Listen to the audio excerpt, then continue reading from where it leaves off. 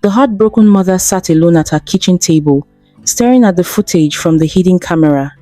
Several nannies had quit in just a few months, each one leaving more abruptly than the last.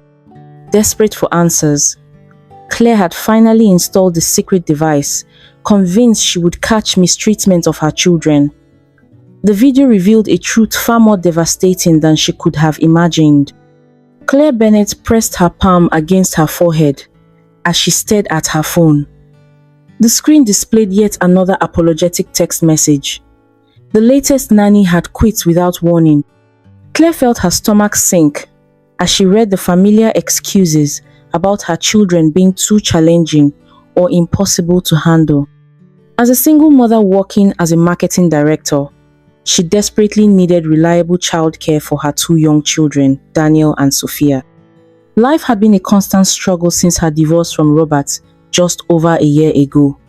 The separation had been necessary, but painful. Robert had constantly undermined her career ambitions during their marriage. Now, juggling work presentations and client meetings while ensuring her children were properly cared for seemed like an impossible task, especially with nannies quitting like clockwork every few weeks. Claire scrolled through the previous messages from departed nannies. The pattern was eerily similar. Each started enthusiastically, then suddenly quit with vague explanations. Something wasn't adding up. Her children had always been well behaved before the divorce. Sophia had been a little shy but polite, and Daniel, though energetic, was generally sweet-natured. What could be causing this revolving door of childcare workers? When Claire broke the news to her children that evening, their reactions only deepened her confusion. Daniel immediately clung to her legs, his little fingers digging into her pants as he begged her not to leave for work tomorrow. Sophia, usually so composed for her age, stared at her shoes and quietly promised to be better for whoever came next. The guilt Claire felt was overwhelming. Were her long work hours causing her children to act out with the nannies? Later that night, after tucking the children into bed, Claire noticed Daniel's favorite stuffed bear lying on the hallway floor. She picked it up only to discover that one of its arms had been completely torn off and the stuffing was spilling out. Daniel treasured this toy. He wouldn't have done this himself had the nanny damaged it out of frustration. The thought made Claire's blood run cold. The next morning, while preparing breakfast, Claire carefully examined her children for any signs of mistreatment. There were no visible bruises or marks, but the change in their behavior was unmistakable. Sophia, once talkative and confident, had become increasingly withdrawn. She spent more time alone in her room and seemed jumpy when asked about her days with the nanny. Daniel, normally independent for his age, had become clingy and anxious, often waking with nightmares. While scrolling through parenting forums during her lunch break, Claire came across discussions about nanny cams. The idea of secretly recording in her own home made her uncomfortable. But what choice did she have? Her children's well-being was at stake. That afternoon, she purchased a hidden camera, cleverly disguised as a decorative shelf ornament. The knot in her stomach tightened as she set it up in the living room, where the children spent most of their time with the nanny. But she felt justified. She needed answers. The agency sent Natalie the following day. On paper, she seemed perfect, experienced, patient, and passionate about childcare.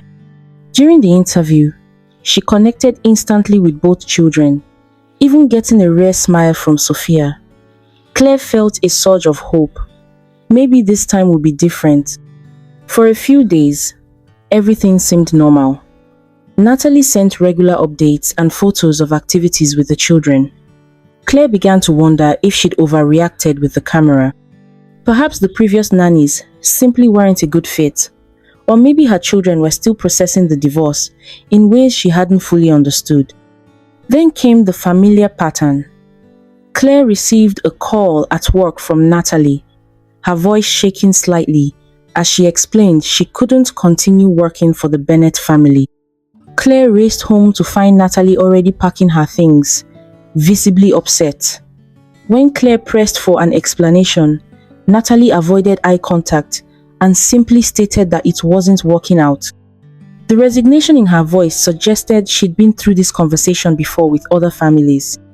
That night, after putting the children to bed, Claire sat alone at her kitchen table with her laptop open. Her hands trembled slightly as she accessed the hidden camera footage. She was prepared for the worst, to see Natalie yelling at or even striking her children. She was ready to call the police if necessary, but what she saw instead left her frozen in shock. The footage showed Natalie calmly reading a story to both children. She was patient, engaged, and clearly experienced.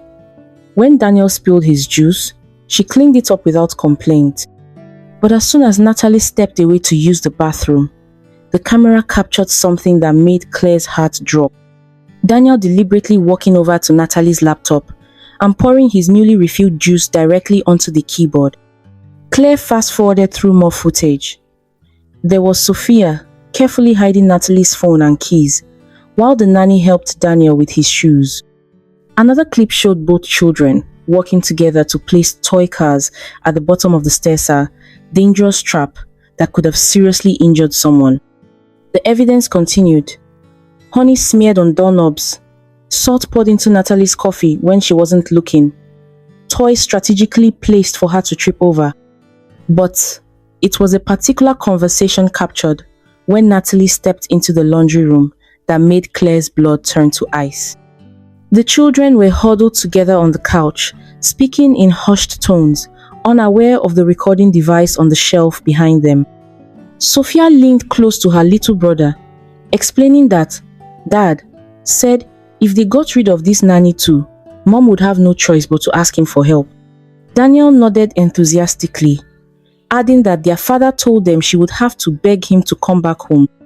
With a seriousness that seemed completely out of place on her young face, Sophia reminded Daniel about what their dad had instructed during their visit to the park yesterday.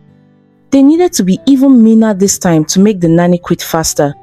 Claire watched in complete horror as her innocent children transformed into calculating saboteurs before her eyes. The footage showed them discussing other tricks their father had taught them. The truth hit Claire like a physical blow. Robert wasn't fighting for additional custody through proper legal channels. Instead, he was manipulating their children, using them as pawns in a twisted game to force her back into their failed marriage.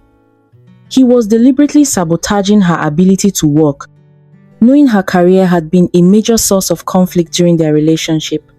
He wanted her to put a pause on her career and depend on him again. With her hand still shaking, Claire closed the laptop. Tears streamed down her face as she realized how deeply Robert's manipulation had affected their children. She picked up her phone and called her lawyer. The footage would ensure that Robert's visitation rights would be severely restricted. The manipulation and emotional abuse caught on camera would be more than enough for the courts to intervene. Then she poured herself a glass of water, took a deep breath, and prepared for the difficult conversation she needed to have with her children. The next morning, Claire called in sick to work. After breakfast, she sat down with Sophia and Daniel in the living room, directly across from the hidden camera. Gently but firmly, she began to unravel the web of manipulation their father had spun. She explained that what Daddy had asked them to do was wrong, that it hurt innocent people and damaged the trust between parent and child. She watched their small faces crumple with confusion, then understanding, then shame. And what about you? Have you ever discovered that someone close to you was manipulating situations behind the scenes? How did you handle it?